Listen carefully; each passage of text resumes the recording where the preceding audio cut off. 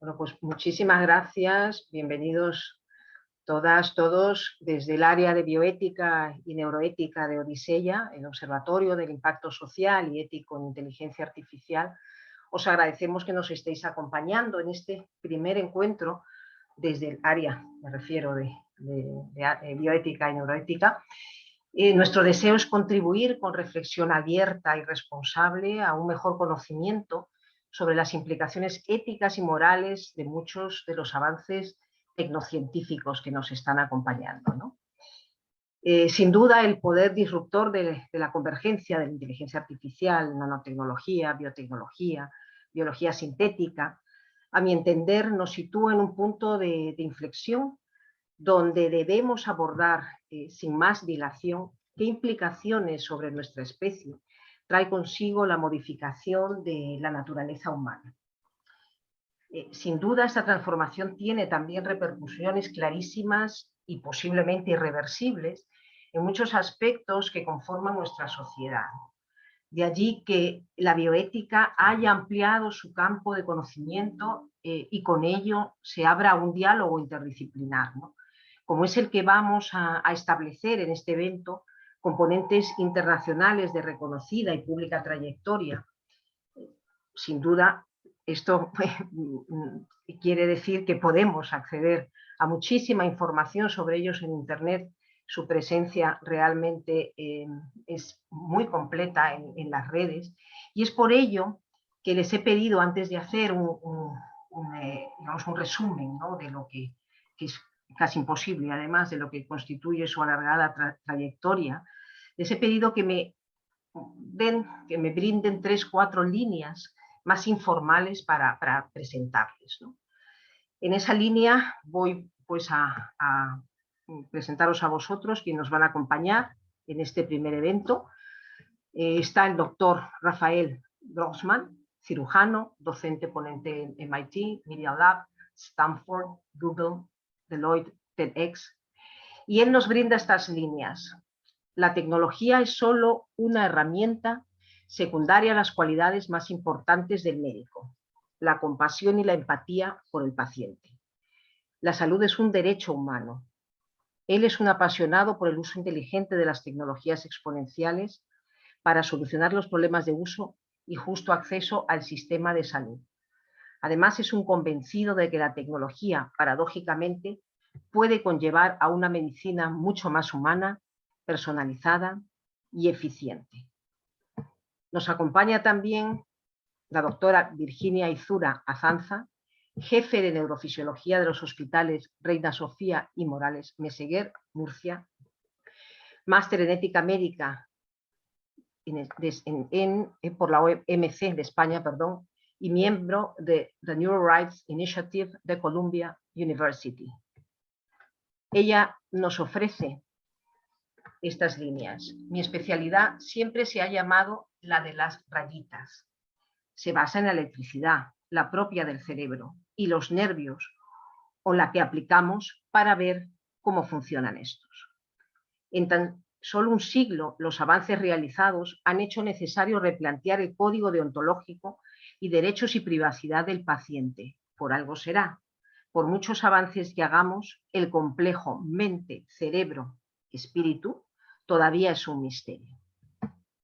También estará con nosotros en este diálogo interdisciplinar Felipe de Basa, profesor de Historia del Mundo Actual en la Universidad Rey Juan Carlos, dirige el máster oficial en la Unión Europea y China, y una de sus líneas de investigación es el transhumanismo y la cuarta revolución industrial.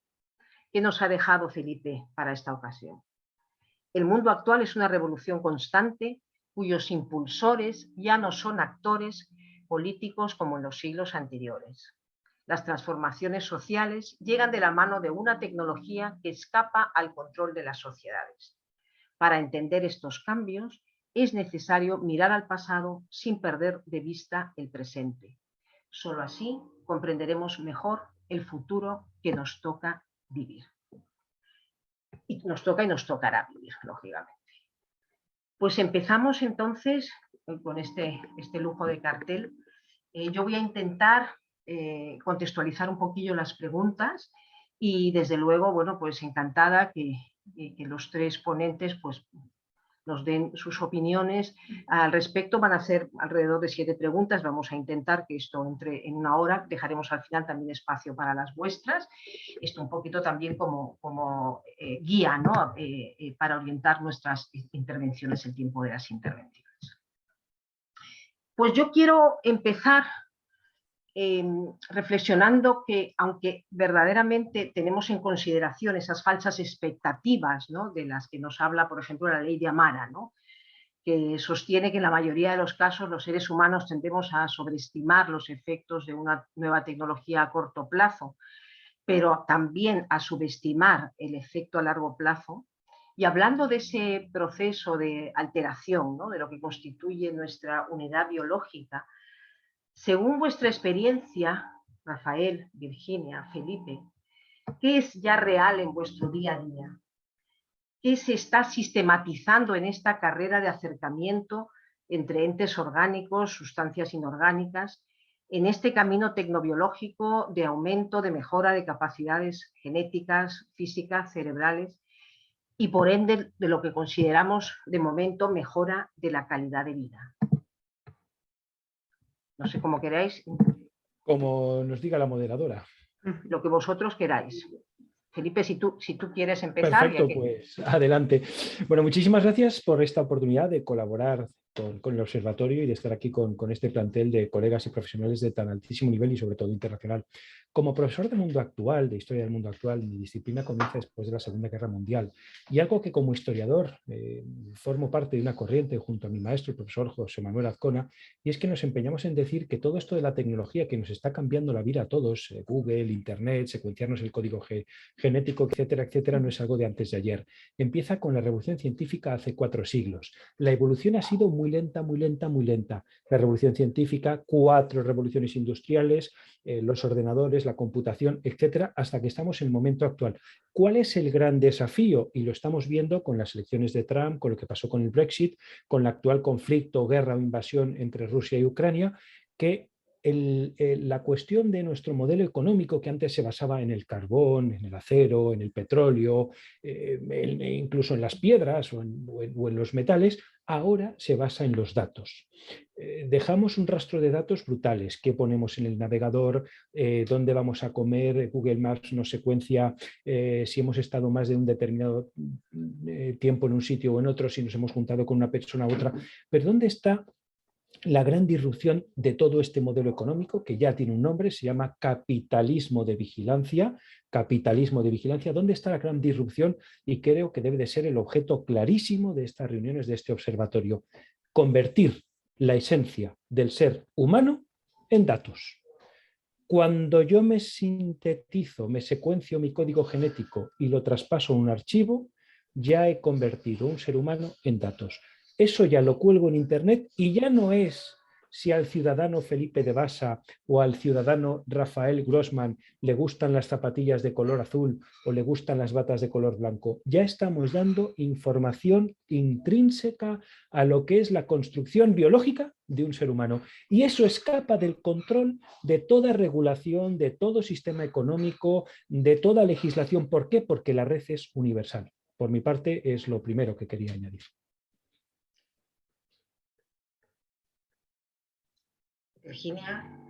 Bueno, es que Felipe ha entrado de lleno en, yo creo que sería una de las posteriores preguntas, ¿no? La regulación, que es lo que también queríamos hablar aquí, la regulación y ética de lo que vamos la última pregunta, exactamente. Él se ha saltado varios pasos del código que debemos mantener, ¿no? Y además ha entrado en toda la historia. En lo que sí tiene razón es en que no entramos de lleno en todos los avances científicos, sino que se van produciendo progresivamente. Y lo que realmente estamos tratando ahora, pues efectivamente, llevamos más de un siglo en estos avances científicos. Lo que pasa que si antiguamente pues estos aparatos tecnológicos o un teléfono móvil pues era del tamaño de un ladrillo, ahora tenemos los microchips o los microordenadores. Pero sí que es verdad que también la gente se asombra cuando sale en televisión que se ha producido un implante de un microchip que puede controlar un músculo, y sí que llevamos años haciendo estas cosas. Lo único que el tamaño se ha reducido y los progresos cada vez son más espectaculares.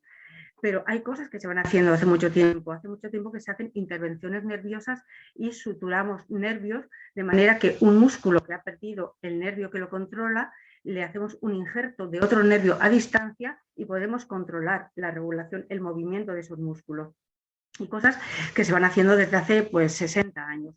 Y eso es lo único que se ha ido pues refinando, y cada vez es más, mucho más espectacular los resultados. Y también es verdad que ahora, en lugar de utilizar un nervio donante del propio paciente, pues se ha podido sustituir por microfilamentos, ¿no? Entonces, podemos sustituir por alambres, por decirlo para que la gente que nos está oyendo lo pueda entender. Sí que eso que antiguamente nos parecía casi imposible, un nervio lo podemos sustituir. Un nervio es un cable que conecta nuestro cerebro o nuestra médula con un músculo para que funcione, y lo que nos parecía antiguamente, nos parecía casi imposible, pues ahora se está empezando a conseguir.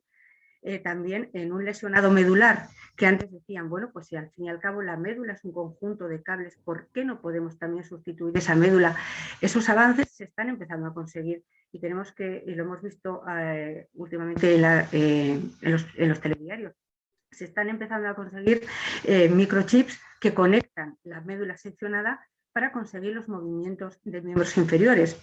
Poco a poco, esos avances científicos que antes eran ciencia ficción se están viendo realidad. Yo soy neurofisióloga, yo estudio los nervios. Entonces, sí, yo recuerdo que cuando empecé mi especialidad pensaba, si dedicamos un centro a estudiar estos avances, seguro que lo podremos conseguir, y eso se ha conseguido. Pero luego en esto que a nivel periférico, a nivel donde está simplemente ese alambre o esa conexión que no tiene más que datos, como decía Felipe, lo llevamos a un nivel superior, a un nivel central, a un nivel donde, aparte de datos eléctricos, tenemos otro tipo de datos más personales o más a nivel emocional, a nivel conductual. Es donde entramos en el otro aspecto que se ha adelantado nuestro querido amigo Felipe, que es el nivel de la intimidad, que se va a propagar por todas las redes, y es lo que debemos proteger y entrar en las leyes éticas, deontológicas, que es lo que tenemos que proporcionar una regulación. Rafael, por favor. No me extiendo más porque si no... Gracias de nuevo por la invitación y la oportunidad. Sí, como bien dijeron Felipe y Virginia, esto, bueno, es un tema muy, muy complejo y a la vez apasionante. Yo me uno al comentario de Felipe. Esto es una revolución continua. Yo siempre la llamo la R-evolución, porque es algo que bueno, hemos visto desde hace muchos años. Tú mencionaste la ley de Amara, Patricia, y yo soy muy... bueno, siempre la nombro porque, fíjate, Virginia mencionó un teléfono, ¿cómo se llama? Un teléfono de ladrillo, ¿verdad? Pasado desde los años 70, ¿verdad? En unos 50 años a un teléfono, ¿verdad? Que es una supercomputadora, y sin ni siquiera darnos cuenta. Y toda la interacción que tenemos con el mundo digital es información que es captada, que es guardada, que está siendo ahora más que nunca analizada con consecuencias, bueno, consecuencias buenas y malas, ¿no? Yo siempre hablo de la tecnología es una herramienta y se puede usar para hacer magia y milagros, o para hacer desastres y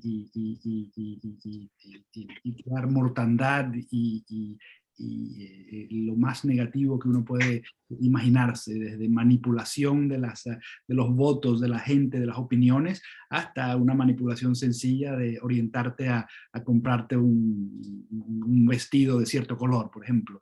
En el tema de la medicina, pues que es lo que a mí más obviamente me interesa, siendo cirujano y médico de cirugías de emergencia. A mí me apasiona mucho cómo en los últimos muy pocos años todo lo que ha avanzado la tecnología para ayudarnos a conectarnos y a comunicarnos mejor, no solo entre nosotros los humanos, desde los médicos con los pacientes, los médicos con otros médicos, pero también conectarnos con el mundo digital. Como yo, por ejemplo, cuando estudié medicina en los años 80, los años 90, estaba empezando el tema de las historias médicas, de repente más o menos electrónicas, y vemos que ahora, pues, en casi todos los países, bueno, en cierto nivel económico, pues las historias médicas electrónicas son algo que se da por algo, se da por sentado que todo es así, pero esa interacción entre la historia médica, la parte digital, y la parte de uso práctico está muy apenas naciente. Cuando Felipe hablaba de la cuarta revolución industrial, cuando hablamos de la computación espacial, ¿no? La computación en el espacio, cuando la primera computación era computación de MS-2, ¿verdad? Después vino la computación de la interfase gráfica, que es la pantalla con el escritorio. Después vino la computación del toque, pues, que es donde estamos todavía. Y ahora estamos en la fase de la computación espacial, donde toda esa data, toda esa información digital está en el espacio a través de nosotros, y podemos tener un dispositivo, unos lentes de realidad virtual o unos lentes de realidad aumentada, por ejemplo, como los HoloLens, ¿verdad? Y podemos tener ilimitada cantidad de data, de pantallas, de escritorios de computadora enfrente de nosotros para ayudarnos a hacer cualquier labor, cualquier tarea que pueda un humano imaginarse. Y tocando en el tema de la data y la realidad virtual, todo es... Rafael, vamos a hablar, hay unas preguntas específicas de realidad virtual, te lo digo, pero si quieres, por favor, termina de todas maneras la frase, pero simplemente adelantaros que también hay una pregunta específica. Perfecto. Extended reality. Lo que quería decir básicamente es que todo es electricidad, todo es data, todos son bytes, y ahí se habla hasta de que la realidad no es real, sino vivimos en una simulación. Eso es algo que uno lo oye y uno le parece que esto es algo ciencia ficción, pero en realidad es así. La luz es la luz que ven nuestras retinas y analizan nuestro cerebro, y yo estoy viéndolos a ustedes y ustedes a mí, pero eso puede cambiar de una manera rápida, sencillamente. Vamos a hablar de la percepción también. Así que, claro que estáis ya... Oye, me alegra porque realmente creo entonces que las preguntas las he hecho adecuadas, porque estáis tocando ya la temática. Voy a retomar una frase que decía Rafael, y sobre todo varios aspectos que él ha tocado en mi segunda pregunta. Es verdad, yo he mencionado la ley Amara, me gusta mucho, sobre todo por la capacidad que tiene también la mente humana de aproximarse a lo que es exponencial, ¿no? Con ese pensamiento reduccionista, lineal, pues complejo, ¿no? Pero también es verdad que tenemos, ¿no?, el sesgo de optimismo, ¿no? Entonces yo sí que voy a también, y intento siempre, quizá como tecnóloga de base, pero que después me he dedicado, ¿no?, a ciencias más humanas, intentar lograr un equilibrio, ¿no?, y salir de esa tecnofilia excesiva que verdaderamente pues, muchos tecnólogos tenemos, ¿no? Entonces, en cuanto a medicina, que me interesa muchísimo este tema, y creo que nos interesa a todos los que estamos aquí. Yo me pregunto muchas veces, y es una de las preguntas que han también dirigido, ¿no?, el sentido de la creación de esta área, hasta qué punto se está tecnificando lo que yo he llamado siempre el arte de la medicina, ¿no? Sin duda la tecnología va a influir más en la especialización, en el predominio del cálculo cuantitativo, todo esto ya lo estáis contemplando vosotros, pero yo me pregunto en este contexto, ¿no?, ¿qué sucede con lo que la experiencia clínica enseñaba? Yo vengo también de familia de médicos y yo escuchaba de niña que la enfermedad olía, tenía un color, el lenguaje no verbal que presenta ese paciente. Tradicionalmente se veía la clínica como ese diagnóstico realizado a pie de cama, ¿no?, de pie de cama o pie de silla, ¿no?, del enfermo, a través del relato de su sintomatología, de los signos obtenidos también por esa exploración física, ¿no? Yo recuerdo que en el 2013, no sé si vosotros también lo tenéis en el radar y habéis seguido aquella noticia que aparecía en grandes titulares de las gafas inteligentes que permiten a las enfermeras ver a través de la piel. Me parece que era en Canadá, ¿no? Esa venopunción, ¿no? Ese procedimiento médico invasivo, ¿no? Para encontrar esas vías intravenosas. Bueno, pues iba a ser mucho menos molesto y desde luego con mayor insatisfacción por parte del paciente. Pero yo me pregunto, ¿se frenó su éxito, esa implantación masiva? ¿Tiene algo que ver que el ser humano aún no está todavía de alguna manera, digamos, preparado para efectivamente dejar de lado esa situación más humana, que alguien venga y que me haga ese toquecillo, esa prueba, ¿no? Que me mire a los ojos, no con ese mamotreto de gafas? ¿Hay algo de esto, de esa adopción, ¿no? Que todavía estamos en etapas incipientes? Pero volviendo a lo que decía al principio, ¿estamos tecnificando demasiado la medicina? Ahí quiero ser yo la primera. Mira, es que esa pregunta, aparte de que se repite muchísimo y sobre todo cuando recibimos a los nuevos residentes y les hacemos una fiesta, a mí es que me encanta hablarles de ese tema. De entrada yo creo que no debemos enfrentar la tecnificación con la medicina clásica, con el arte médico, con la relación médico-paciente. Tenemos que seguir avanzando y la medicina tiene que avanzar y ser científica. Y no tenemos que renegar de estos avances científicos y nos tienen que ayudar. Ayer precisamente teníamos una charla en Murcia sobre los avances científicos y la inteligencia artificial y se están desarrollando algoritmos y protocolos para llamar a pacientes, pero que es una inteligencia artificial, para control de pacientes crónicos con una voz de a veces señorita, a veces caballero, que controla y les pregunta a pacientes ancianos, a veces que están solos, cómo están, que además aprende sobre sí misma según le contesta el paciente, que cómo están, si se están tomando la medicación, si se toma la temperatura, que incluso muchos pacientes les ponen nombre, le dicen, ¡ay, cariño, Lola! Porque claro, los pacientes no saben incluso que... Y pueden ser útiles, y yo no niego en absoluto que sean útiles. No obstante, la relación médico-paciente es insustituible. Para algunas cosas se pueden utilizar. Incluso ahora han salido la radiología sin radiólogo, que diagnostica, es un programa súper actualizado, súper desarrollado, que muchas veces dicen que puede ser mejor que el radiólogo a simple vista, pero creo que esa relación médico-paciente, donde está la empatía entre el médico y el paciente, como tú bien dices, el ver que nada más ves entrar al paciente, ves cómo camina, cómo tiene la cara, esa facies, la anemia del Parkinson, el paciente inclinado, y ya lo estás diagnosticando. Incluso cuando hablas con él y ves cómo te contesta, ya sabes muchas veces por dónde está yendo. Incluso sabemos que en el siglo pasado, ya el siglo XX, cuando le preguntaron a Gregorio Marañón ¿cuál es el mayor avance científico del siglo XX? Él contestó, la silla, porque que el paciente se siente y hablar con él. Y yo sigo pensando, y sin renegar en absoluto de cualquier avance científico, siendo mi especialidad súper científica y súper aparatos por todos los sitios, sigo pensando que tener al paciente delante y hablar con él debe ser insustituible.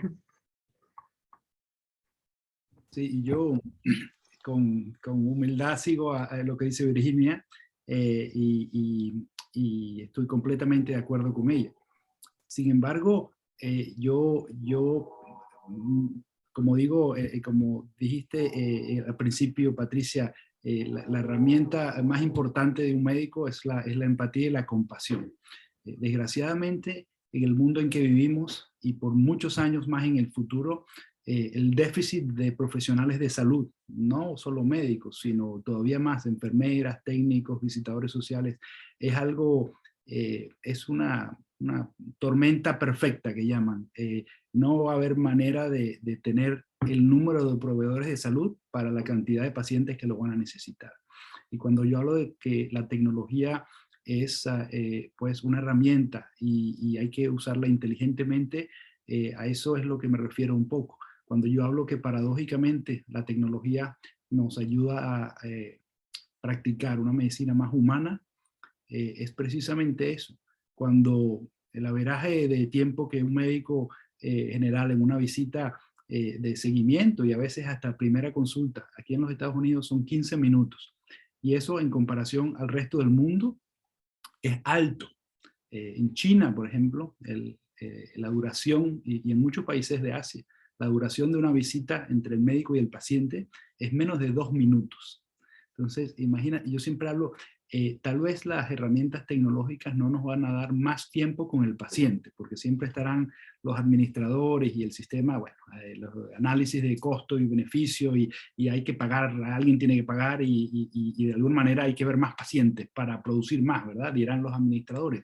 Pero para nosotros los que practicamos medicina, con esa aproximación de empatía y de humanismo, que es lo más importante en medicina, no nos damos abasto. Pero si yo puedo tener una tecnología que me permite tener al paciente analizado continuamente a través de un wearable, a través de una cámara que capta imágenes, que capta la fase del paciente y determina si el paciente está deprimido, o ha analizado los tweets del paciente o los mensajes de texto y me dice ya de antemano una cantidad de conclusiones, digamos, prematuras a un diagnóstico. Cuando yo vengo a ese paciente a mi consulta y tengo 15 minutos, puedo dedicar de repente 1 minuto a leer todos esos datos objetivos y 14 minutos a sentarme en la silla, sentarme con el paciente, tocarle la mano, abrazarlo, reír, llorar,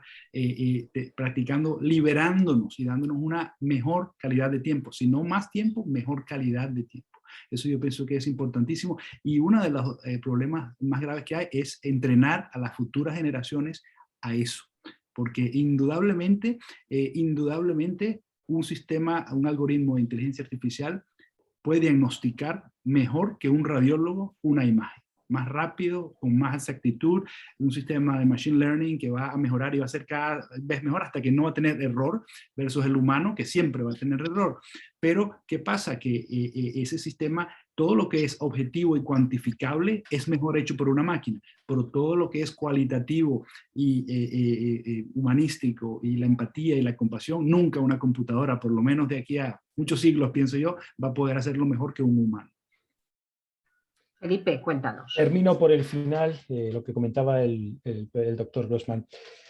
Efectivamente, un algoritmo puede diagnosticar muchísimo mejor que un humano, pero el efecto placebo que tienen las pastillas nunca podrá ofrecerlo el algoritmo al humano. Y eso es un intangible brutal. En las predicciones de prospectiva, que como profesor del mundo actual hago en relación, por ejemplo, a lo que es la conducción autónoma, que ya existe, pero que legalmente no puede desarrollarse, mi predicción es que sí habrá servicios de un vehículo autónomo que venga con un humano dentro, que no tenga que hacer nada, pero que acompañe a la persona. Gente mayor, gente con problemas de depresión, gente que está en un país extranjero. Es decir, igual el nuevo conductor del vehículo autónomo ya no tiene por qué saber de mecánica y de conducir, pero sí que tiene que tener ciertas habilidades sociales y algunas nociones de psicología para acompañar en un trayecto a una persona. Ahora voy a empezar, o voy a continuar con la historia. Nuestra sociedad occidental, desde que se constituye tecnológicamente con la revolución científica, pasa de la figura del polímata, que es la figura del ser humano del Renacimiento, un tipo que era médico, poeta, artesano, le gustaban las flores, a intentar compartimentar el conocimiento, hasta tal punto que en el siglo XIX, como sabrán nuestros dos doctores en la sala, el cirujano y el médico eran dos personas totalmente diferentes, y el cirujano, por cierto, era el que peor parado quedaba porque era como el que hurgaba en la sangre, normalmente era el barbero que afeitaba la barba. Y eso ha sido así hasta hace no mucho, prácticamente hasta las épocas de don Gregorio Marañón, que por cierto en su propia casa es donde se hizo el traspaso de poderes de la monarquía a la Segunda República. Decía la doctora Izura, que decía a su vez Gregorio Marañón, que el instrumento más importante del médico era la silla, porque así podía analizar a los humanos que pasaban por su consulta. Eso es el empirismo propio de la observancia con experiencia, que es como los chinos han fundamentado la medicina china en los últimos 4000 años. Así, mientras en Occidente no hemos tenido una continuidad en la historia de la medicina, que se ha perdido totalmente, porque prácticamente nuestra cultura religión no permitía abrir los cuerpos humanos, y de ahí las famosas historias de terror de Clark y Burke, que iban robando cuerpos para poder hacer experimentos por las noches en casa y ver dónde estaban los órganos. Pues los chinos no tenían este problema y ellos iban apuntándolo todo a lo largo de una serie de continuidad. Esto es importante. ¿Por qué? ¿Por qué ha evolucionado tanto nuestra sociedad? Precisamente cuando ha roto esas cadenas del conocimiento estanco compartimentado que no permitían al científico de una sala mirar a la sala de al lado. Me explico. Hasta la época de la Revolución Francesa solo se aprovechaba el 1% del talento humano. Desde luego, el 50% del talento de las mujeres directamente desecharlo. El 99% del talento de aquellos que nacían en la clase social inadecuada directamente desechado. ¿Por qué? Porque solo se aprovechaba muy poco talento. ¿Cuántos ejemplos de personas con altas capacidades que han sido labradores, ganaderos, que han escrito poesía? Muchísimos. Poco a poco hemos ido mezclando, juntando, hasta que, claro, ya ha llegado el siglo XX, sobre todo esta revolución de Internet, que nos ha conectado a todos. Si no llega a ser aquí por Odisea, pues probablemente ni la doctora Ozura, ni el doctor Grossman, ni yo nos hubiéramos conocido nunca. Y seguramente o probablemente de esta reunión salga alguna idea. Por tanto, confluencia de tecnologías, fin de despreciar el conocimiento por cuestiones de género, de raza, de clase social, de lugar de nacimiento. Yo les pongo a mis estudiantes un ejemplo. ¿El mundo va a ser occidental o va a ser asiático? Creo que estamos en un momento en el que el 100% de los CEOs de las compañías tecnológicas chinas son chinos y el 99% de los CEOs de las compañías tecnológicas occidentales son indios. Todos los CEOs de las compañías tecnológicas que están en Estados Unidos son de la India. Luego, ahora, a día de hoy, los europeos vamos perdiendo la batalla. He dicho. O sea, yo sí os voy a agradecer porque 6:35, hemos resuelto 2 preguntillas, me gustaría efectivamente abarcarlas todas, entonces un poquito en más de medición de tiempo. De todas maneras, muy interesante, esto daría a otro debate, Felipe, como te imaginas, sobre todo para mí algo que es clave, importante, dónde está la agencia activa de cada uno de nosotros y responsable en el control de la salud, ¿no? En ese envejecimiento activo y saludable. Yo sigo pensando que la medicina además occidental es muy paternalista. Nos suele tratar como pacientes, digamos, o sujetos pues pasivos, ¿no? De ahí la palabra incluso tratamiento, como objetos, ¿no? Pero esto, como decimos, creo que va a ser sin duda motivo de otra reflexión.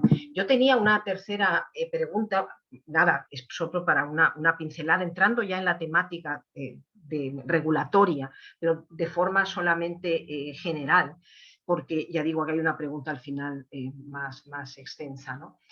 Sabéis que comentaba también a Rafael que íbamos a empezar a ver todo lo que es este Extended Reality, ¿no? Entonces, la FDA, ¿no? La Administración de Alimentos y Medicamentos, aprobó ya varias tecnologías de MXR, ¿no? Ese Medical Extended Reality, para uso en rehabilitación, aplicaciones quirúrgicas, justamente que un poco lo que nos adelantaba Rafael, ¿no? Esto en teoría, ¿qué conlleva? Pues, la caracterización de los distintos dispositivos, plataformas, es decir, descripción de cualidades principales, ¿no? De una forma que se facilite su comprensión. Esto tiene relación un poco a lo que yo decía, ¿no? No soy sujeto pasivo, quiero saber qué estoy haciendo, quiero saber realmente como paciente a qué me estoy exponiendo, ¿no? También implica, lógicamente, la validación para los contextos clínicos, herramientas de evaluación de la usabilidad, problemas con carga cognitiva que puedan afectar a la seguridad del dispositivo, efectividad, bueno, se me ocurren muchísimas cosas, ¿no? Pero también es verdad que no lo vamos haciendo en el lenguaje adecuado, ¿no? No estamos documentando, no tenemos los mensajes adecuados, porque, insisto, hay una medicina todavía muy paternalista en ese sentido y se aduce muchas veces, pues que claro, esto es como el huevo y la gallina, ¿no? El paciente no está, lo hemos visto ahora con el COVID, ¿no? Que no es motivo tampoco de entrar en él, pero una de las frases que se han repetido era: se debe decir todo, no se debe decir todo, amén de que sabíamos poco y seguimos, ¿no? Con todavía muchísimas dudas. ¿Cómo veis este tipo de regulaciones? Evidentemente estamos hablando de algo muy concreto, de la FDA, pero ¿qué podéis adelantar, digo ya, a esa última pregunta de más enjundia, ¿no? En cuanto a lo que son las notificaciones, digamos, regulatorias? Yo podría hablar un poco de esto rápidamente, como querías, Patricia. Hace nada, hace 2 o 3 días, publicamos un paper, una investigación. Digo publicamos porque yo fui uno de los autores que contribuyó la primera vez que se publica un paper en el uso de la realidad extendida o inmersiva en medicina. Un paper que se publicó a través de la FDA. Yo pienso que eso es importantísimo porque entidades como la FDA y la equivalente a la FDA en Europa y en otros países del mundo, sin esa validación, hay 2 cosas, validación científica y validación a nivel administrativo, digamos, porque eso sin una regulación además, hace que todo sea un juego, pues, hasta que no haya esa triple verificación o validación, es todo algo insignificante que va a pasar. Pero una vez que hay esa adopción basada en algo científico, basada en un basamento legal y con un soporte de las entidades que se encargan de regular, entonces de ahí es solo progreso. Virginia,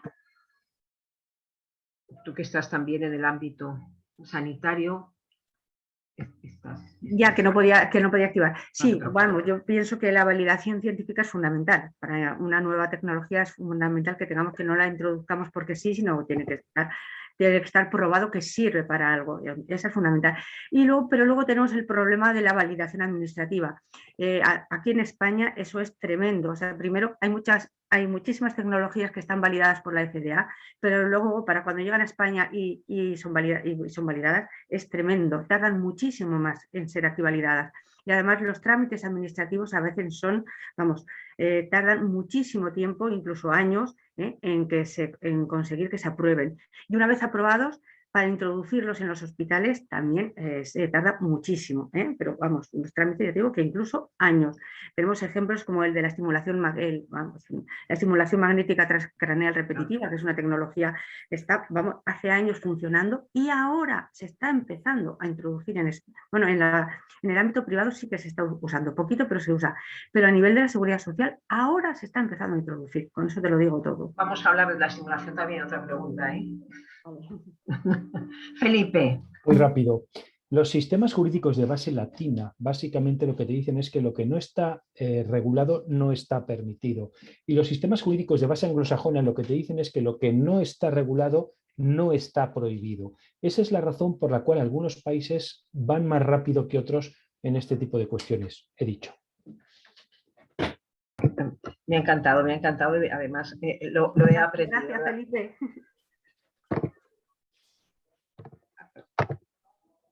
No sé si estoy... no, sí estoy bien. Estaba pensando que estaba yo sin micrófono.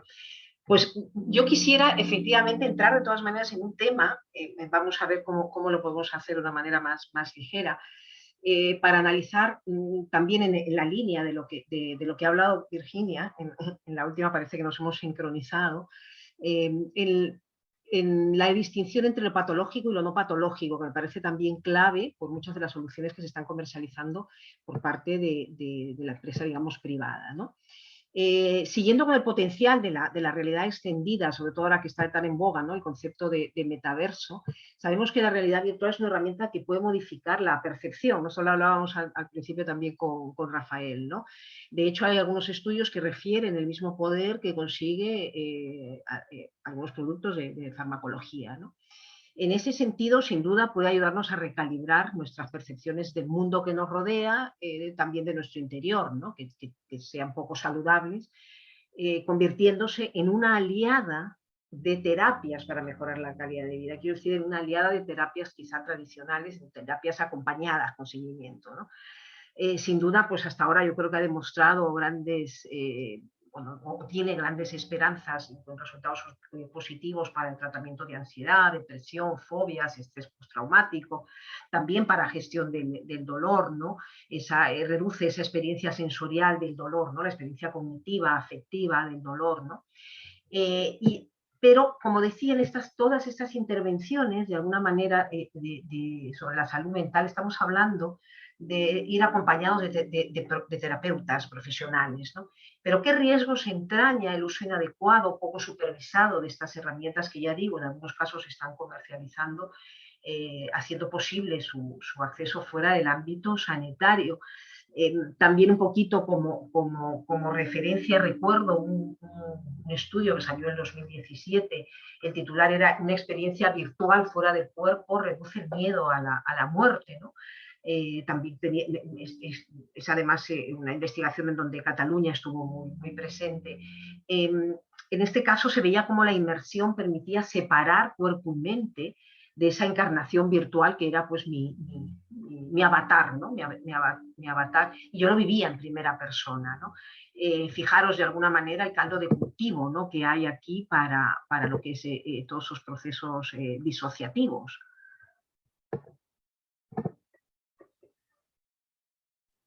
No sé si, Rafael, quieres empezar tú, ya que hemos hablado antes de la percepción contigo y la realidad extendida, que sé que también es uno de tus fuertes. Sí, cómo no, gracias, Patricia. Oye, ese es un tema interesantísimo y, como tú dices, yo creo que el pionero en el mundo, o uno de los pioneros, está ya en España, está en Cataluña, está en Barcelona, el doctor Mel Slater. El trabajo de él en realidad virtual es algo, pero increíble. Hoy en día yo pienso que en los últimos 3, 4 años, el tema de la realidad virtual, de la realidad aumentada, de la realidad mixta, lo que se llama la realidad extendida, ha explotado, pues, no solo para aprender y enseñar mejor en el tema de educación, no solo para diagnosticar mejor, sino inclusive para tratar. Estamos ya entrando en el tema de la realidad extendida terapéutica, cuando hay aplicaciones, por ejemplo, de realidad virtual que se están utilizando para hacer tratamiento, no solo prevención, sino tratamiento de enfermedades psicológicas, de desórdenes psicológicos o psiquiátricos, de depresión, ansiedad, PTSD, etcétera, etcétera. Fobias, pero también a nivel quirúrgico, por ejemplo, ya se están utilizando sistemas de realidad mixta, donde se usa esa computación espacial de la que yo hablaba antes para guiar mejor una operación. Y no es algo de lo que llaman un proof of concept, no, es algo que se está utilizando clínicamente, especialmente en Europa, en Alemania, una compañía que se llama BrainLab, que de repente Virginia ha oído de ella, pero BrainLab, cualquier procedimiento neuroquirúrgico o ortopédico complejo se guía a través de sistemas de guía computacional desde hace muchos años. Y BrainLab es la compañía que digamos más dominio de ese tema tiene en el mundo. Y BrainLab ahorita tiene una plataforma desde hace año y medio donde utilizan los lentes Magic Leap, que son parecidos a los lentes, el HoloLens, para extender ese sistema computacional al espacio alrededor del médico. Entonces, el cirujano está poniendo un tornillo, o está poniendo un catéter, o está tratando de destruir unas células cancerosas en el cerebro, y se está guiando a través de ese mismo sistema computacional, pero en realidad extendida. Entonces, ya no es solo para enseñar mejor, ya no es solo para aprender mejor, para diagnosticar y ver una imagen, por ejemplo, tomográfica, no solo en 3 ejes como es tradicional, sino en un número infinito de ejes, sino también para tratar a los pacientes. Entonces, es algo que es el futuro hoy mismo, el futuro de la medicina, y no va a sustituir todo lo otro, pero va a ser una herramienta más para darnos una mejor forma de tratar a los pacientes, de prevenir enfermedades, de tratar enfermedades y de enseñar a las generaciones futuras.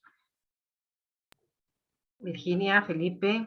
Sí, yo quería comentar, sí, que efectivamente sí, no hay ninguna duda de que eso, en ese campo, en el campo de las aplicaciones terapéuticas o del aprendizaje dentro de este campo de la medicina o de otros, la realidad extendida pues no hay, es indiscutible.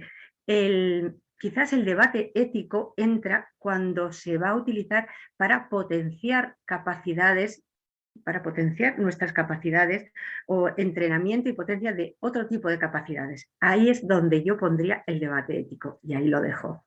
Es la siguiente pregunta, que voy anticipando, así que ahondaremos en la respuesta. Vale. Bueno, a mí por lo que me toca, como historiador, decir que es una herramienta tremenda, que creo que hace falta mucha más capacidad de cálculo y computación para poder usar bien la realidad virtual y aumentada. Yo he hecho mis experimentos con poblaciones de ciertas edades y debo decir que con quien mejor funcionó, no sé por qué, fue con la gente mayor, que era tremendo el resultado. Y la gente joven y los millennials, pues por un oído le entraba y por otro les salía. Fui director de un corto que hicimos en Mondoñedo de realidad virtual, perdón, una experiencia inmersiva, ganamos varios premios internacionales, el último en la India, y bueno, básicamente la experiencia inmersiva fue localizar varios escenarios de esta localidad gallega de Mondoñedo, poníamos las gafas de realidad virtual con sonido ambisónico y el que visionaba aquello pues se hacía una idea de lo que estábamos diciendo. Dos apuntes técnicos. Estamos ahora ya en el 8K. En cuanto lleguemos al 16K, prácticamente es la visión real de nuestra vista. En cuanto podamos combinar el 16K con más, digamos, experiencias inmersivas de los sentidos, porque ya tenemos la audición espacial, lo que es el sonido ambisónico, tenemos el 8K que será pronto 16K. En cuanto a eso lo podamos meter los olores, ya sabéis que igual que los colores primarios, pues hay una serie de olores sobre los cuales se pueden sintetizar un montón de olores más. Creo que ya la delgada línea que une realidad con ficción va a ser ninguna.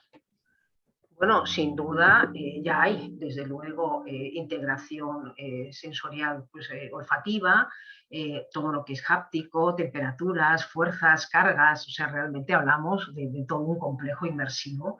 Sí. Por eso hablábamos de la potencia, ¿no?, que tiene, sin duda, efectivamente, Rafael también lo apunta ahora Sí. mismo, exactamente. Por eso hablábamos de la potencia inmersiva que tiene esto.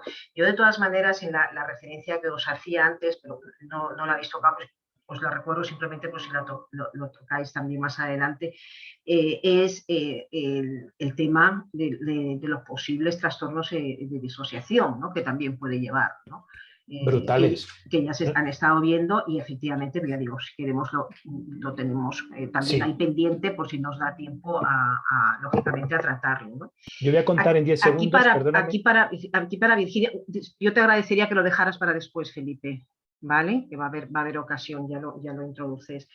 En cuanto a la última pregunta que hacíamos con Virginia, hablaba de la estimulación transcraneal, ya sea con eléctrica, magnética, efectivamente ya se utiliza en clínica con resultados también prometedores en procesos depresivos, trastornos obsesivos compulsivos. Pero yo no conozco todavía consenso científico sobre su impacto en la mejora de las capacidades cognitivas, ¿no? Sí que yo he visto algunas investigaciones donde verdaderamente hay dudas sobre qué bases científicas se aplican para ver qué tipo de estimulación, si es anódica, catódica, digamos, qué sistemas permiten también potenciar qué tipo de neurotransmisores, etc, etc, etc. Pero aquí la pregunta, yendo un poco ya a la parte ética y entrando también en ese tema más social, ¿no?, uniendo también con toda esta parte médica, introducir o mejorar habilidades cognitivas solo en quien puedan acceder a ello por cuestión económica o X motivos, ¿qué va a conllevar para quienes no las porten, ¿no?, esas mejoras? Es decir, además de la inteligencia artificial, de la robótica, vamos a tener también a los mejorados como competidores del mercado laboral, por decir algo, ¿no? Evidentemente hay otras también, hay otros retos, ¿no? Virginia, tú que querías ya introducir también este tema, Claro, por favor. Bueno, es que ahí es una pregunta doble, ¿no? Por una parte estamos hablando de de los efectos de la estimulación magnética transcraneal. Indudablemente como tratamiento sí que está científicamente comprobado que tiene una serie de aplicaciones, como tú has dicho, con evidencia a nivel 1A en la depresión, en trastornos obsesivo-compulsivos, en Parkinson, en rehabilitación del ictus. Eso está totalmente demostrado. La mejora de capacidades cognitivas. Sobre eso hay ensayos clínicos. Bueno, por ejemplo, en demencia tipo Alzheimer mejora, eso también está demostrado. Pero si mejora la capacidad en enfermos de Alzheimer, ¿puede mejorar nuestras capacidades cognitivas basales? Eso está en estudio. Pero de ahí se deriva tu segunda pregunta. Pero de ahí entramos de lleno en la ética. ¿Es ético que alguien potencie sus capacidades cognitivas? Estamos produciendo un sesgo, estamos de base violando los principios éticos basales, los principios de la bioética que en el 79 Beauchamp y Childress dijeron. Equidad, justicia, autonomía, los estamos violando. Pero eso daría para un debate ético universal. Ya estamos haciendo un proceso de sesgo y selección. Solo podríamos mejorar la capacidad de aquellos que pagaran ese tratamiento, puesto que no es un tratamiento médico que debemos aplicar, sino que lo tendrían que elegir y pagar.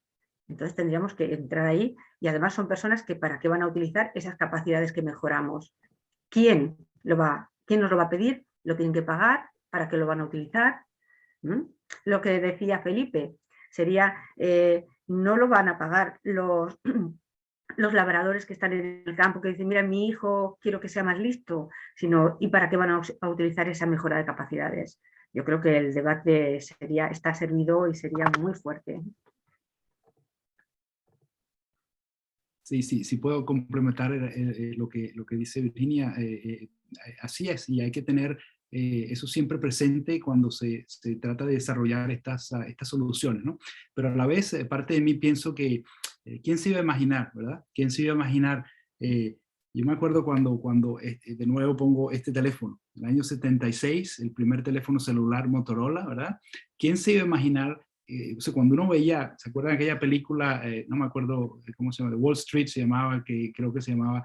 Cuando uno veía eso y uno pensaba, ¿quién va a querer tener un teléfono todo el tiempo encima? Eso es para los ricos y famosos. ¿Quién se iba a imaginar que íbamos a llegar a algo así, ¿verdad? Como este teléfono. Y no solo eso, ¿quién se iba a imaginar que hay más teléfonos inteligentes y más cuentas asociadas a teléfonos inteligentes en el mundo de lo que hay seres humanos en el planeta, donde en partes de Latinoamérica, de África, que no hay agua corriente o electricidad, hay teléfonos inteligentes ya. Entonces, de cierta manera, el cambio viene y obviamente ciertos cambios son más lentos que otros, pero de cierta manera pienso que la tecnología eventualmente va a llegar a todos. ¿Quién se iba a imaginar que en el medio de la pampa argentina uno se conecta satelitalmente a la internet y con un teléfono de estos de repente puede vender un producto que se produjo en una casita que no tiene agua ni electricidad? Entonces pienso que hay una cierta dualidad y los dos conceptos, las dos ideas son muy, muy importantes. Hay que tener... pensar en la equidad y en la igualdad, de cierta manera, a la hora de integrar estas soluciones como soluciones del día a día. Felipe, si quieres terminar. Sí, muy rápido como historiador. Sí.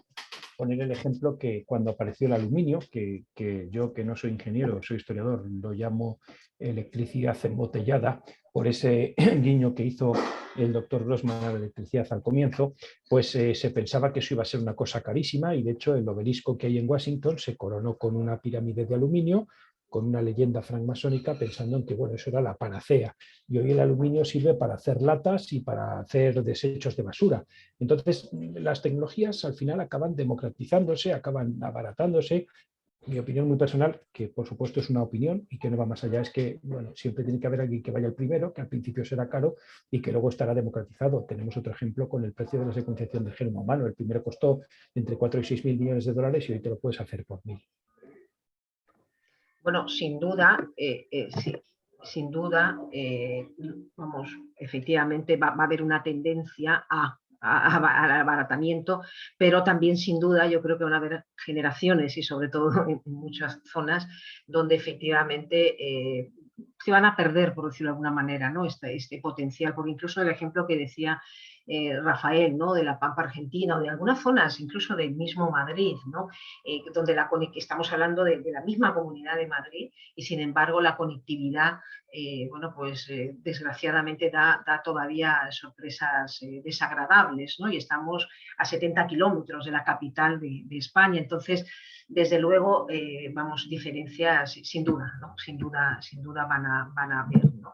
De todas maneras, entrando otra vez en otro tema clave, ¿no? y que hemos vislumbrado un poco con el ejemplo que hemos puesto sobre esa experiencia virtual fuera del cuerpo, ¿no? Que reduce miedo a la muerte, ¿no? Y que también ha hecho referencia con el trabajo, ¿no? de Mel Grossman. ¿En qué medida el cerebro humano puede disociarse de su cuerpo contenedor?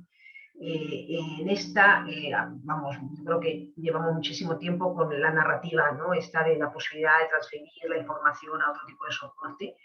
De hecho, en el centro, y aquí yo creo que Felipe, si quieres empezar tú, que tendrás mucho que decir, en el centro ICOR, ¿no? El ICOR Life Extension, ¿no? De rescate criogénico alopático, y hace muchísimos años se dedican no solo a la criopreservación completa, sino también a la neuropreservación, ¿no?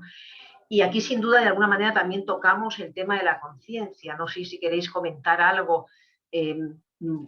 hablando de la electricidad, y Virginia, tú también como neurofisióloga, sobre la teoría del campo electromagnético consciente, CEMI, que sugiere que la conciencia es un producto del campo electromagnético cerebral.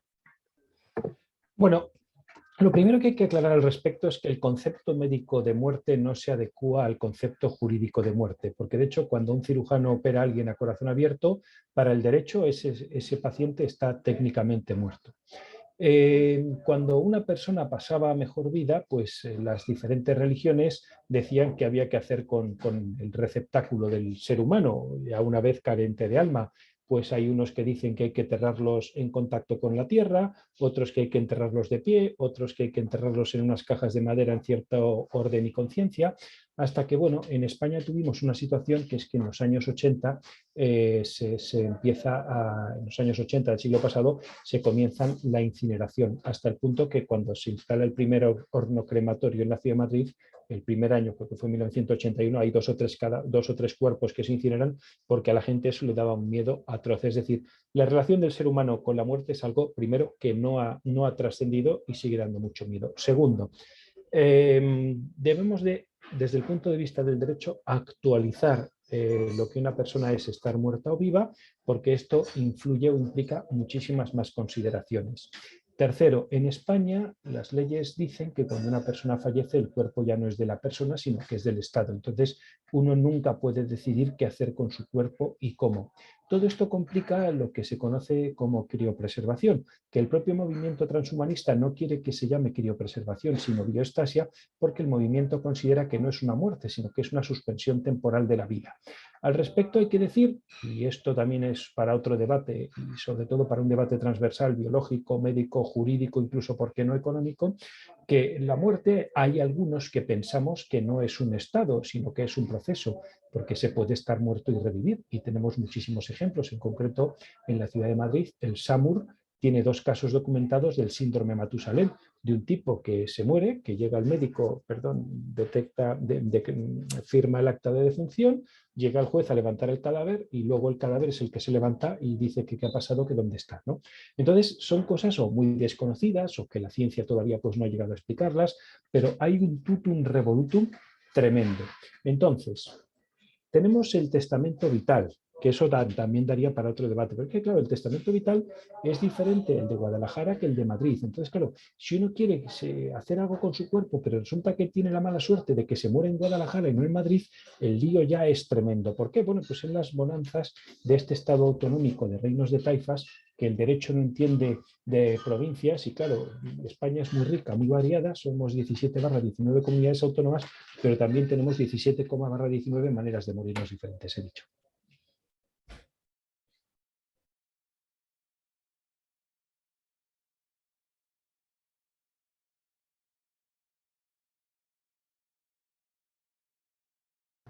Virginia, Rafael, os veo muy callados, no sé si estáis esperando, pero yo también me he quedado aquí a la espera de cualquiera de los dos. ¿Queréis añadir algo? Seguimos con la siguiente pregunta.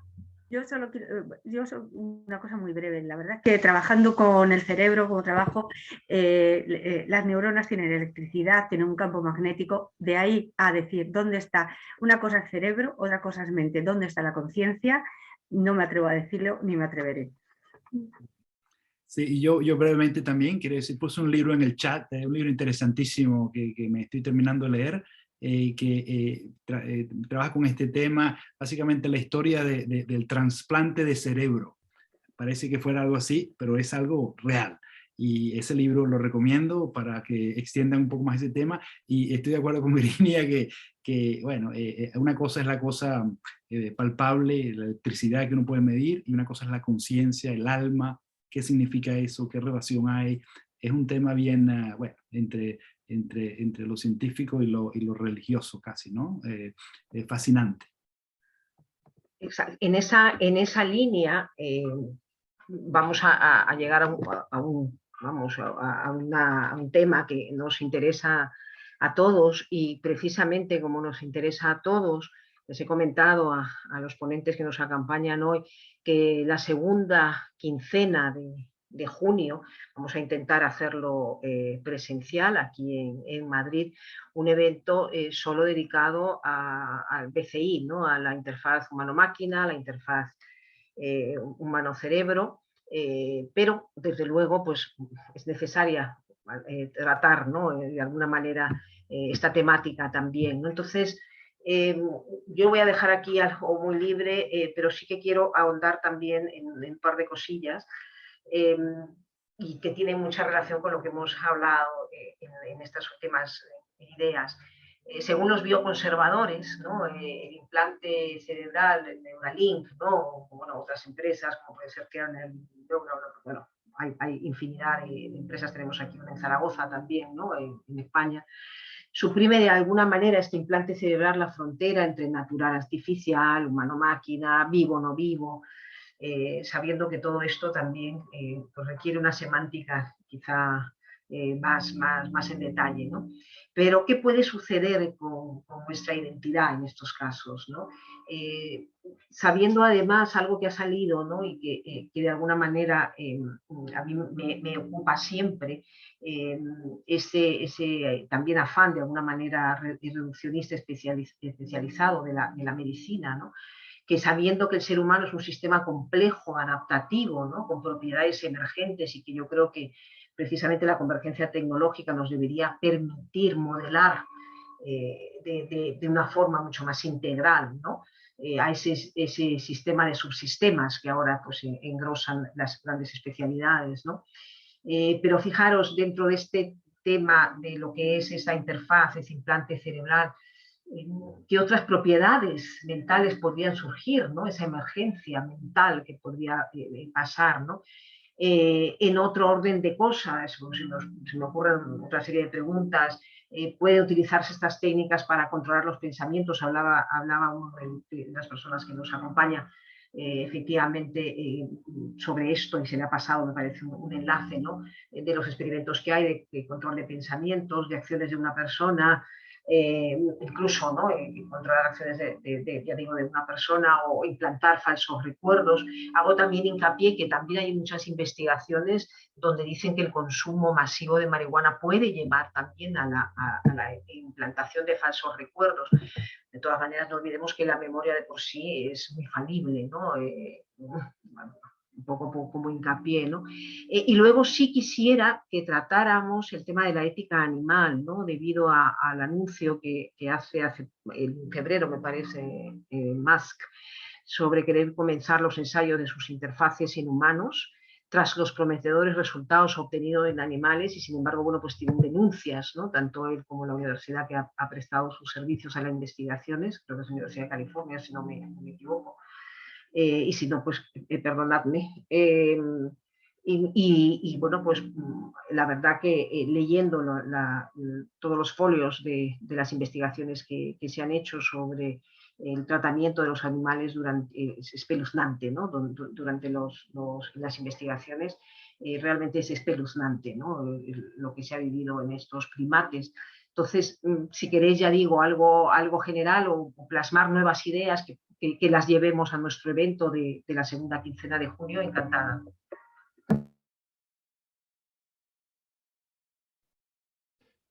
Al respecto, decir que se están formando dos grandes mundos, que está la visión grecorromana, latina, judio-cristiana de Occidente, que es la del mundo anglosajón imperante en este tipo de menesteres, y por otro lado la visión taoísta, budista, confucianista de Oriente, con China a la cabeza, donde sigue muy de cerca Japón y Corea del Sur.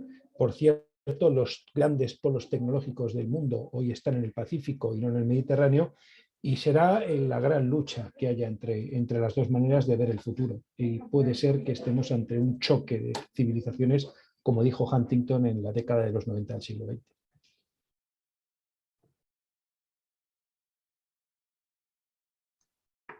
A ver, yo es que has hecho tantísimas preguntas que no sé... La que queráis. A mí sí me gustaría, ya digo, que tratásemos un poco también el tema de la ética animal, porque estamos, ¿no? Pues en el entorno, pero ya digo, cualquier otra idea también que queráis plasmar, pues si no la podemos tratar aquí, pues será bienvenida en nuestro el tema de la ética próximo. Es complejo, realmente se lleva tratando mucho tiempo, ¿no? Porque no solo son los monos, hay también ratones, es que hay muchos animales. Y es un tema muy complejo porque a veces, si no haces experimentos con animales, no puedes hacer experimentación translacional, no puedes empezar a hacer experimentos en personas humanas, tratamientos en seres humanos si antes no has hecho experimentos con animales. Otro tema es cómo trates esos animales y qué tipo de experimentos hagas. Hay regulaciones sobre esos temas, pero habría que estudiarlos. Y otra cosa es la interfaz cerebro-cerebro, computadora cerebro-microchip. Hasta ahora lo que ha hecho en Neuralink ha hecho programar actos muy, muy sencillos. Ha hecho acciones muy simples. Otro tema es programar conductas. La conducta implica un complejo no solo de acciones, sino también de emociones, que yo creo que se llegará a programar conductas. En cuanto a la manipulación de otros temas como recuerdos y emociones, se puede hacer, no solo con implantes de microchip. Implantando un electrodo en determinadas partes del cerebro lo podemos conseguir ya. Se podía conseguir ya desde hace tiempo. Un electrodo implantado, tú lo pones en la amígdala del cerebro y puedes producir una conducta de terror. Eso, o sea que eso sí se puede conseguir. Se podrá conseguir en un futuro. Y yo brevemente, siguiendo lo que dijo Virginia, bueno, es un tema complejo lo de los animales, si es justificado o no es justificado. Yo pienso que hoy en día hay tanto adelanto tecnológico y es posible crear organismos artificiales que de cierta manera ayudan a minimizar la necesidad de usar animales, pero yo me iría un punto más allá, el tema de utilizar humanos para experimentos.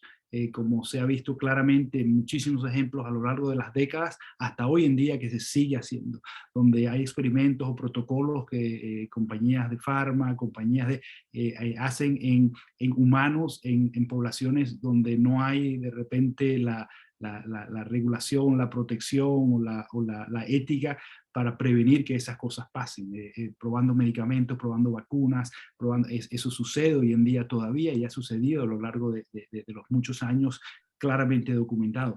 En el tema de las BCI, yo pienso que eso está progresando muy, muy rápido, va a ser algo interesantísimo. De nuevo, cómo conectamos con el mundo digital.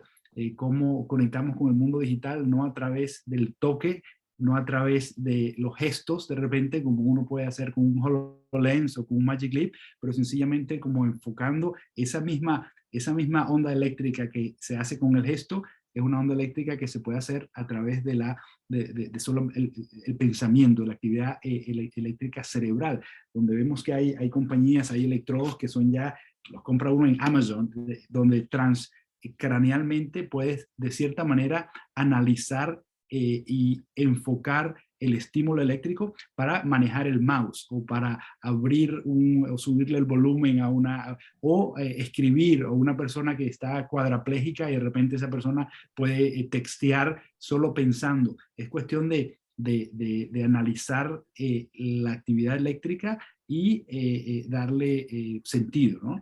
Y pienso que los algoritmos de inteligencia artificial van a ayudar de una manera importantísima, ¿no? Para enfocar esa señal, para que esa señal sea un comando a cualquier acción que queramos hacer en el futuro. Eso va a ser algo interesantísimo, no solo para aumentar al humano, pero también para mejorar o recobrar la salud de los humanos, o de las sensaciones, las habilidades. Me ha recordado, Virginia, un experimento de un compatriota nuestro, el doctor Delgado, hace muchísimo tiempo con el tema del toro. No sé si lo recuerdas. Y bueno, y yo le quería decir a Rafael que ahora hay personas que se prestan voluntariamente, están los cyborgs, estos cyborgs que se han colocado las antenas para poder oír en la atmósfera, o sea que ahora mismo hay voluntarios para todos estos experimentos. Sin duda, sin duda, sin duda. Y mira, con respecto a lo que decía Rafael, también me venía a la mente efectivamente todo esto que se está creando ahora, orgánulos, por ejemplo, ¿no? De alguna manera que ya son implantados también en animales. Se va a crear protoconciencias. Es que realmente esto nos abre, imaginaros, ¿no? Van a haber, lo que decimos, otras entidades que también merecen, ¿no? Una ética. ¿Qué pasa con los animales cuando efectivamente la biotecnología ya deja, ¿no? No hemos hablado ahora de CRISPR, pero fijaros pues, todo el potencial de una herramienta como CRISPR. Es decir, vamos, yo creo que, como decía al principio, ¿no? Desgraciadamente, pues ya para cerrar con la última pregunta, estamos en un punto de inflexión. No terminamos de ver la ola que se nos está convirtiendo prácticamente en tsunami. Y cerramos con esa pregunta, ¿no? que deseamos todos, ¿no? ¿Cómo? Hablemos de neuroderechos, ¿no? En términos de Juste, hablemos de cómo Chile quiere recogerlos en su Carta Magna, hablamos de muchísimas iniciativas. Pero ¿qué problemas realmente prácticos encontramos, sobre todo ante la posibilidad de establecer una gobernanza global? Porque sin duda, lo ha dicho Rafael, ¿no? Esto cambia de país, y ni siquiera de país a país, ¿no? De región en región, muchas veces, ¿no? Aparte de esto, también hemos hablado, ¿no? de estas investigaciones. Imaginaros lo que pasó en China, ¿no? Precisamente con este investigador, ¿no? Realmente de esos embriones que para evitar que sufrieran o que pudieran padecer, ¿no? el VIH, bueno, pues que se creó, que se dio a esos embriones, que habitualmente además hay mucha clínica, mucha investigación, ¿no? Que sí se hace con embriones, pero no terminan de madurar. Esto me lleva a la pregunta, ¿y qué pasa con ese estado preembrionario o embrionario? También debe ser regulado. ¿Qué debe ser regulado en las investigaciones? Realmente pues, lógicamente me acechan muchas preguntas, y dentro de esto algo que para mí siempre, insisto, quizá también como tecnóloga, desde qué fase de la tecnología, desde la ideación debemos realmente regular, porque parece que la regulamos a posteriori, ¿no? Y a posteriori además con la poca flexibilidad que muchas veces se le atribuye al derecho, con el poco conocimiento que se le atribuye realmente a los que de verdad legislan, ¿no? Y a los que de verdad intentan poner estas políticas de normativas. Entonces sí que se necesita sin duda un ámbito interdisciplinar, ¿no? Y un lenguaje común, ¿no? Yo creo que ese es el principal pilar. Pero realmente hasta qué punto también debemos regular la sociedad de por sí, también de alguna forma en esa capacidad de adaptación y de abrazar el cambio, también de alguna manera es un regulador, entre comillas, natural a lo que es la adopción masiva.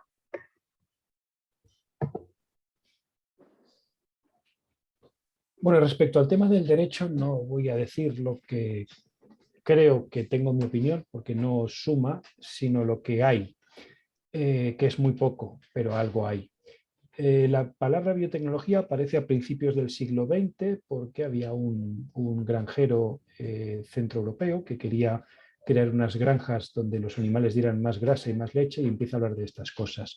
Pero el verdadero debate aparece, y lo recordaréis todos, en los años 70, 80, con los famosos transgénicos. De ahí, aunque la ciencia ya había intentado clonar algunos animales pequeñitos, el grito en el cielo se pone con la famosa oveja Dolly. Y de todo esto se empieza a ocupar la UNESCO, que es la organización, como bien sabéis, de Naciones Unidas para la cultura, el arte y la ciencia, aunque esto último de la ciencia no es lo más visible, porque todo el mundo tenemos a la UNESCO en mente para el tema del patrimonio histórico y artístico, empieza a regular con tímidas declaraciones no vinculantes, hasta el punto que muchos estados y muchos países han dicho que estas declaraciones no son vinculantes. Bueno, ¿qué dice la UNESCO al respecto? Hay 4 declaraciones. Yo acabo de presentar una publicación que está pendiente de evaluación, comentando todas las declaraciones UNESCO y también las de la Unión Europea, y voy a resumirlo muy brevemente. La UNESCO dice que el tema genético compromete a un individuo, pero también a la familia, también a una generación, también a los padres y también a los hijos, y que por eso hay que tener cuidado. La UNESCO dice que, o deja muy claro, que hay que crear comités de bioética en todos los países para hablar por lo menos de estas cosas, y que hay que hacer pedagogía, es decir, que los estados tienen la responsabilidad de que sus ciudadanos conozcan lo que pasa, por lo menos para que se pueda abrir ese debate, es decir, como estamos haciendo aquí. La UNESCO también dice que nosotros somos corresponsables de lo que podamos hacer con nuestros datos genéticos, puesto que podemos implicar a nuestros hipotéticos hijos, y como decía antes la doctora Izura, hay que tener cuidado porque los datos genéticos establecen patrones de comportamiento y podríamos incluso establecer hipotéticamente en un futuro pues discriminaciones genéticas en función de ciertos comportamientos. Bueno, paralelamente a lo que dice la UNESCO, termino con la UNESCO y paso a hablar muy brevemente de la Unión Europea.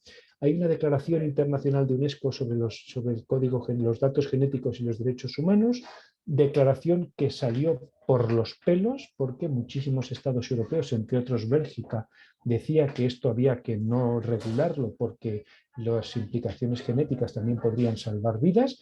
Al final se acabó aprobando por los pelos las posturas más conservadoras que recomiendan no hacer nada. Y lo más curioso es que los países islámicos o árabes se quedaron al margen, porque en aquella época, esto fue en el año 2003, 2004, los países árabes no tenían ni idea de lo que eran este tipo de cuestiones y decían, si los europeos no se ponen de acuerdo, nosotros no vamos a inclinar la balanza.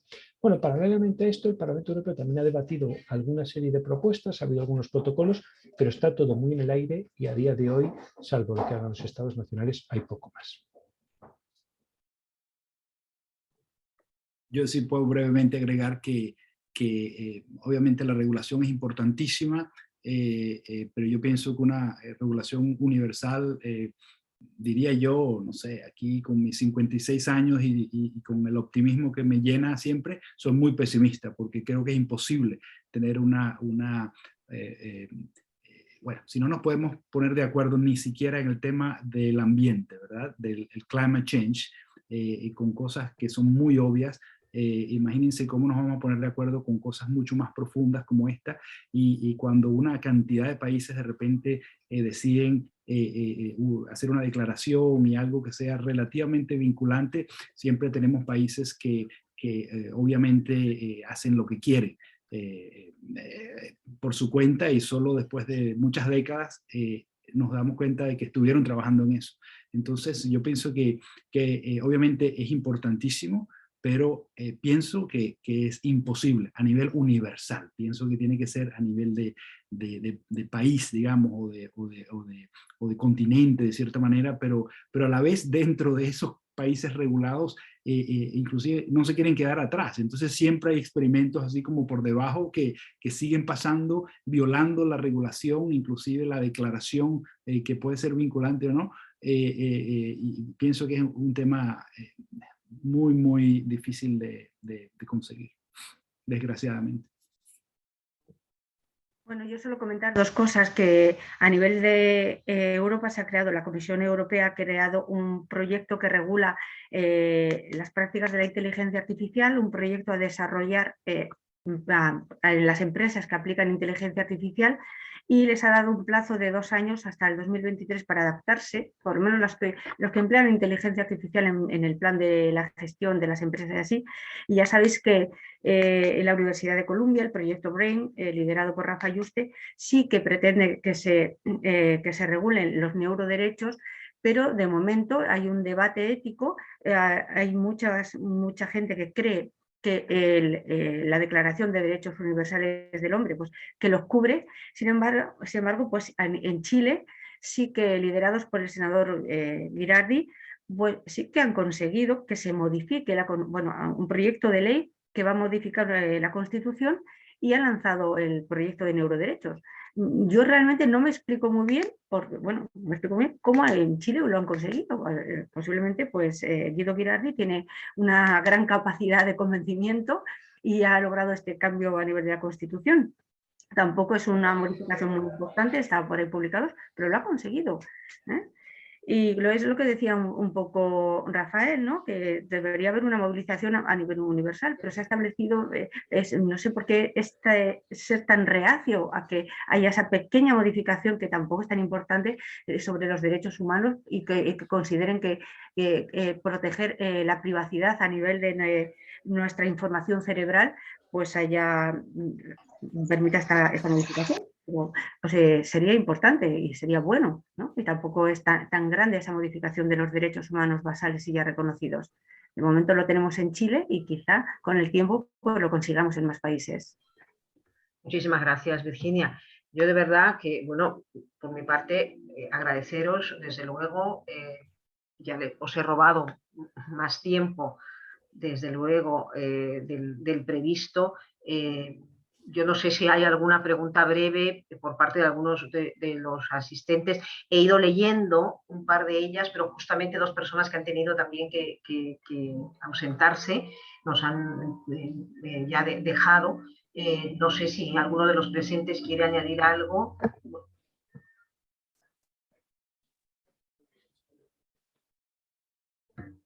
Yo me voy a despedir porque estoy en Claro Madrid, que sí. y tengo ahora mismo una reunión. Claro que sí, por favor, no, al contrario. Muchísimas gracias. Ir corriendo.